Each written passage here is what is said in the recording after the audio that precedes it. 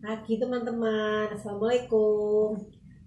Pagi ini saya mau berbagi tips untuk membuat cookies. Kan beberapa minggu ke depan itu sudah mulai Ramadan ya.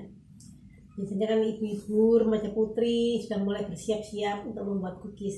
Di sini ada tips-tipsnya agar cookiesnya lembut, renyah, rasa dan aromanya enak. Itu ada tips-tipsnya. Saya akan eh, saya akan satu persatu akan saya beritahukan ya. Yang pertama, kalau membuat cookies, usahakan bahan-bahannya dari bahan yang berkualitas agar sesuai dengan ekspektasi kita. Jangan apa jangan tergoda ada diskon, ada apa, ada ini, ada itu, harga murah. Jangan itu. Kalau memang kita sudah berniat membuat cookies enak, bagus, ya disesuaikan dengan bahannya ya teman-teman ya. Nah ini terigu yang dipakai, saya biasanya menggunakan yang protein sedang. Yang protein sedang misalnya seperti standar sih, terlebihnya standar yang titik-titik biru itulah ya. Saya nggak bisa ngucapin apa ininya yang ada titik-titik birunya.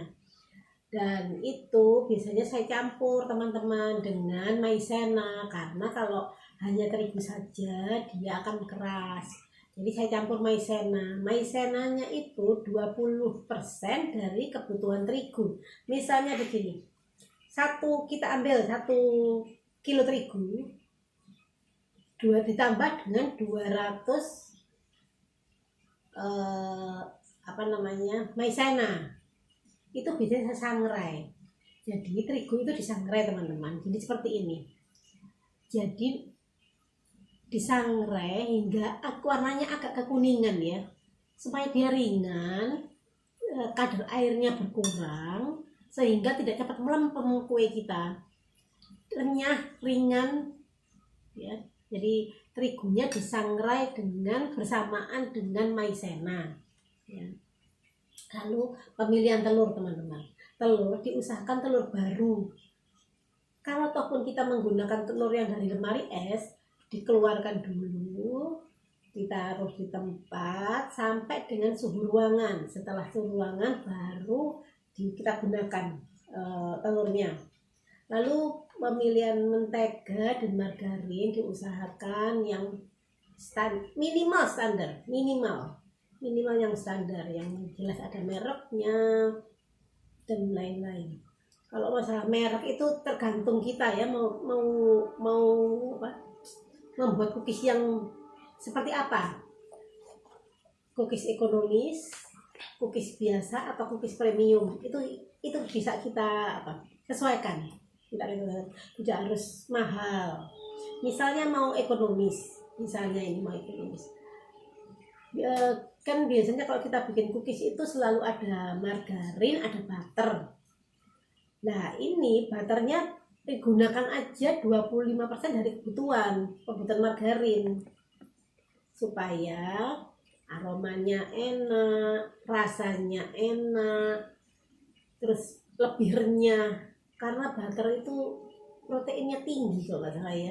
Jadi dia membuat cookies itu jadi warnanya coklatnya cantik. Jadi coklat, cantik, garing, renyah. Maksudnya garing itu bukan garing kering ya, tapi renyah. Nanti dia renyah. Butter itu mengandung protein yang membantu cookies menjadi lebih coklat dan renyah. Lalu gunakan garam teman-teman, jangan lupa gunakan garam dalam setiap cookies. Itu jangan lupa menggunakan garam, karena garam itu adalah penyeimbang, rasanya pasti akan lebih mantap. Meskipun kita menggunakan bikin misalnya seperti kastengos yang penuh dengan keju bola, dicampur keju macam-macam, itu tetap sedikit kasih garam untuk penyeimbang rasanya. Lalu pemakaian baking powder ini untuk melembutkan. Biasanya kita kalau bikin cookies kan pengennya lembut dan mengembang. Pelembutnya pakai baking powder, pengembangnya pakai soda kue. Kalau saya, karena saya ini kurang bisa mencampur, saya takut kalau dengan soda kue itu terus terang saya takut nanti getar, takut ini takut itu, jadi saya selalu membeli yang double acting. Jadi saya udah nggak mikir lagi baking powdernya berapa, ininya berapa, soda kuenya berapa, enggak. Jadi itu sudah ada semua di situ, baking powder dan soda kue sudah jadi satu, jadi kita enak ngambil memakainya. Lalu ada pewarna makanan, gunakan yang food grade ya teman-teman ya, untuk keamanan, kenyamanan kita ya, jadi sehat kita nih. Kalau ataupun kita misalnya berjualan juga enak rasanya, apa namanya, kalau makanan kita ini sehat dan food serba semua itu food grade, nggak meracuni orang, nggak meracuni pembeli. Karena sekarang tuh banyak kue, cookies itu yang aneka warnanya bagus-bagus. Dan sekarang tuh pewarna food grade banyak bagus-bagus. Usahakan yang bermerek ya teman-teman. Ya. Terus untuk mengurangi resiko cookies itu gosong. Nah ini saya punya pengalaman dulu. Awal-awal saya membuat cookies berapa puluh tahun yang lalu. Kalau saya kebetulan oven saya itu besar, jadi setiap kali saya masukkan yang gosong itu separuh. Jadi saya banyak merugi. Lalu lama-lama saya pikir gimana ya mengurangi resiko gosong. Saya pakai ini kertas roti, saya taruh di sini. Udah nggak usah di apa namanya, semir pakai ini margarin atau apa, atau penyemiran ada ya khusus semir untuk itu ya, nggak perlu, udah gini aja. Ini fungsinya agar tidak cepat gosong, kue kita nggak gosong. Yang pertama, cookies kita nggak gosong. Yang kedua, juga memelihara loyang. Ini loyang ini sudah puluhan tahun ini teman-teman, kondisinya seperti ini, nggak lubang-lubang, nggak apa. Itu karena saya menggunakan ini. Jadi setiap kali selesai saya cuci, jadi nggak cepat rusak dan kebersihannya juga terjaga. Nggak ada yang nempel di sini, karena nanti itu kan juga kasihan pembeli ya kalau misalnya kita nggak bersih ininya, pemeliharaan alatnya. Lalu tinggi loyang. Kalau untuk kue kering, untuk cookies, usahakan tinggi loyang segini, maksimal 3 cm, udah maksimal. Karena kalau kita pakai loyang pound cake, pakai loyang yang tinggi itu, cake yang tinggi, itu akan gosong karena ini kan panas, pinggir-pinggirnya kan panas. Nah panas ini membakar kue kita juga, jadi nanti gosong nih yang pinggir-pinggir ini, cepat sekali gosong, padahal itu belum matang tengahnya. Jadi usahakan kalau kita bikin cookies yang pendek aja loyangnya. Jadi agar cookies itu seragam, kalau kita bikin nastar, bikin kue-kue yang seragam, handmade yang seragam, itu kan agak sulit teman-teman ya, karena pakai tangan. Saya menggunakan ini sendok ukur, saya siasati dengan ini. Jadi misalnya saya mau membuat nastar, untuk nanasnya, selainya saya menggunakan yang kecil ini, yang ini atau yang ini. Saya selai gunakan ini. Lalu untuk terigunya saya gunakan ini, untuk campuran adonan terigunya saya campur ini. Jadi nanti kalau kue jadi, semua akan seragam, semua besarnya akan seragam. Dan itu menguntungkan kita karena tingkat kematangannya akan sama, hampir berbarengan. Misalnya tidak harus sama. Biasanya yang pinggir itu lebih dulu ya matang, yang pinggir-pinggir gini ini biasanya lebih dulu matang. Bisa kita ambil dengan spatula. Tapi tidak lama, menunggu yang tengah ini nggak lama. Tapi kalau kita udah ukurannya ada yang besar, ada yang kecil, karena handmade istimewa banget ya.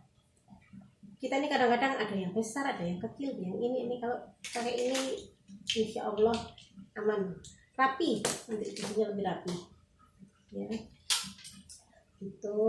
Lalu kalau untuk sebetulnya di resep itu sebetulnya sudah ada berapa kebutuhan susunya itu ada, tapi kalau misalnya kita ini mau secara ekonomis per 500 gram terigu itu susunya 50 gram susu bubuk ya teman-teman ya. Susu bubuk kalau saya biasanya menggunakan yang full cream supaya gurih ya. Nah, itu lalu tipsnya agar cookies itu renyah. Agar cookiesnya renyah, yang menyebabkan cookies itu melempem, bukan melempem ya, tapi kadar airnya agak banyak sehingga nanti dalam waktu seminggu 2 minggu aja sudah lembek, melempem ya. Itu penggunaan tepung terigu, telur, dan gula coklat.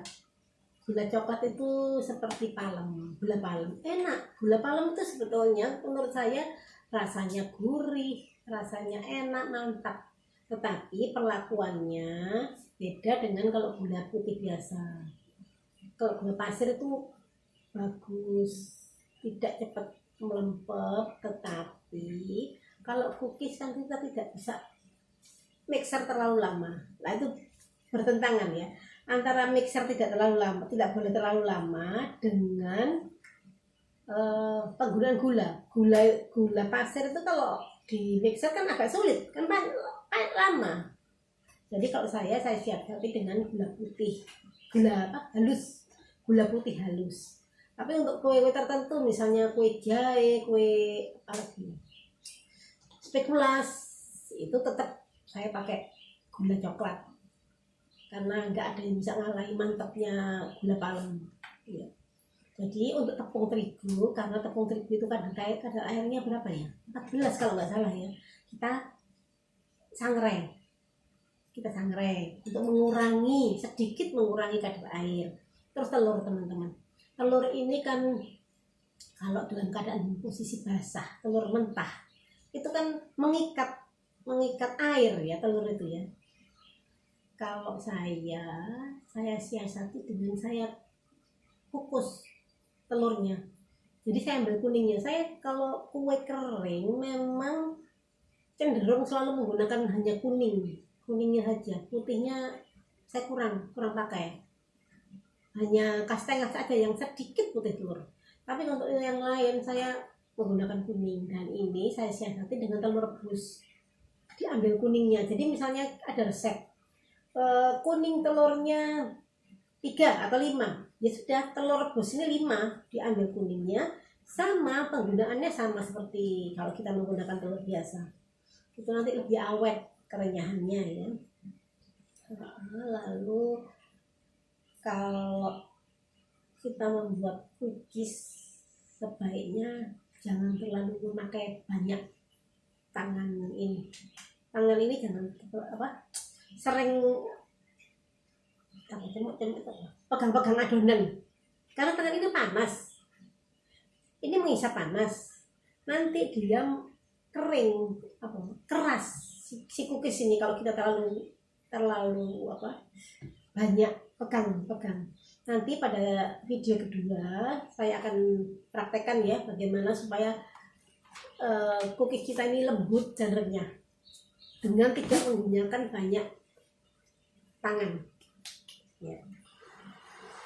Lalu kalau memanggang kan biasanya 15 sampai 25 menit ya, tergantung kuenya. Kalau kue manis, cookies manis biasanya sebentar, 15-20 menit selesai.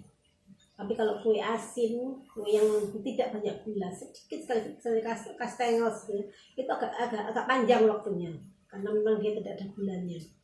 Pada saat setengah proses pematangan diputar ya, jadi dikeluarkan, diputar supaya matangnya bisa bersamaan. Ya, jadi ada juga kasus-kasus seperti cookies coklat kacang, ya, cookies coklat yang ada pokoknya di campuran coklat atau coklat itu bisa macam-macam, ada DCC, dark cooking, atau yang pasta atau yang bubuk mengandung coklat itu ya, itu kita juga harus sedikit lebih berhati-hati karena dia banyak menipu.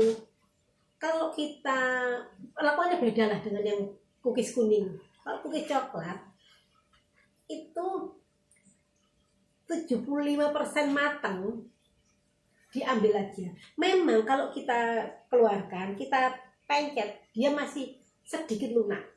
Sedikit ya, sedikit. Bukan menyok itu enggak ya, sedikit lunak. Sedikit agak lembab. Itu keluarkan saja. Diamkan di loyang. Karena kalau kita matangkan seperti cookies kuning, pakai aturan waktu cookies kuning, dia akan gosong. Sensitif. Cookies coklat itu memang sensitif. Jadi cepat gosong, cepat keras. Nah, cookies coklat ini juga lebih lagi. Sebisa mungkin kalau bisa jangan pakai tangan. Jadi kalau kastengels, kita tuh kalau saya kastengels karena saya nggak pakai gula sama sekali, semua itu saya pakai keju banyak. Itu kita gunakan untuk mengulangi tangan supaya dia nggak patah, tapi garing nanti. Nanti ada tipsnya juga. Kalau misalnya seperti apa namanya kastengels itu biasanya saya ukurannya itu kecil ya. 3/4 kelingking saya ini mentahnya ya teman-teman ya, mentah 3/4 kelingking saya oven. Di ovennya juga sebelum kita pakai 10 menit sebelumnya sudah kita panaskan ya. Nanti kita oven. Setelah setengah matang kita ambil, kita keluarkan. Ini untuk apa? Perlakuan untuk kue yang tanpa gula. Nah, kastengels ya, saya keluarkan, saya saput, saya dinginkan dulu, saya masukkan lagi dengan api yang kecil. Jadi gini teman-teman, kalau misalnya cake itu kan kita menggunakan ininya 100, suhunya 180 derajat Celcius. Saya biasanya kalau untuk cookies saya gunakan 150, paling besar 155 derajat Celcius. Karena apa? Karena saya memberi kesempatan dia mengembang, cookiesnya supaya mengembang dan matang. Satu cookies matang. Karena kalau kita menggunakan 180 derajat Celcius, dia belum mengembang, si cookies itu belum punya kesempatan mengembang, sudah matang, luarnya sudah kering, nanti dalamnya masih ada basah-basahnya. Nah itu menyebabkan apa? Cepat melempem. Saya nggak ngerti bahasa Indonesia apa ya. Itu ya. Kalau cookies yang tipis seperti lidah kucing, kita mengambilnya dengan spatula yang halus karena peka sekali untuk ini. Lalu pada saat kita menata di loyang itu kita beri jarak, cookiesnya diberi jarak ya. Karena kemungkinan dia mengembang supaya nggak nempel dengan yang lain, jadi cookiesnya tetap cantik gitu ya. Jadi jangan mepet gitu, jangan, jadi di ini aja. Lalu oven itu usahakan nyala apinya rata, kondisinya bersih, lalu 10 menit sebelum kita masukkan sudah dinyalakan lebih dahulu. Jadi cookies masuk itu sudah proses pemasakan, mulai proses pemasakan. Lalu cookies yang sudah keluar dari oven jangan langsung dikeluarkan ke tempat cookies ya, tempat pendinginan cookies, jangan diamkan saja di sini dulu, karena dia akan masih ada proses pemasakan. Ini kan masih panas, dia proses pemasakan pelan turun, itu berpengaruh terhadap kerenyahan kue, kerenyahan cookies. Lalu kalau misalnya kita sudah terlanjur bikin berapa set gitu ya cookiesnya, ternyata ada yang harus kita kerjakan di luar rumah, bisa dimasukkan saja ke plastik kantong, dikareti, masukkan ke freezer. Kalau biasanya kalau ada pesanan gitu kan, saya biasanya tuh mulai gini nih, sudah mulai sangrai isinya, saya sangrai terigu dan lain-lain. Adonan juga saya buat, sudah saya buat per 2 resep, jadi jangan terlalu banyak, per 2 resep aja saya masukkan kantong, saya tulis di situ, saya tulis misalnya Castaingles kan juga ada beberapa macam ya, misalnya Castaingles premium, saya buat adonannya tanggal berapa, saya tulis di situ, saya tata di freezer. Jadi nanti pada saat misalnya pada masuk bulan puasa, saya sudah nggak repot-repot lagi nyari belanja ini itu enggak, sudah tinggal sahur dikeluarkan ininya, adonannya dikeluarkan, sudah pagi kita sudah langsung bekerja, karena terigunya sudah siap, saya masukkan kontainer, lalu adonannya sudah saya packing semua, saya packing, jadi enak, saya kerjanya lebih enak, lebih organisir ya. Lalu saya juga nanti akan memperlihatkan bagaimana cara mencampur adonan dengan terigu ya, tips-tipsnya nanti di video kedua. Lalu itu aja saya kira itu dulu ya untuk video yang pertama, itu tips-tipsnya. Insya Allah cookiesnya teman-teman akan lembut, renyah, aromanya juga enak, gurih. Selamat mencoba. Terima kasih.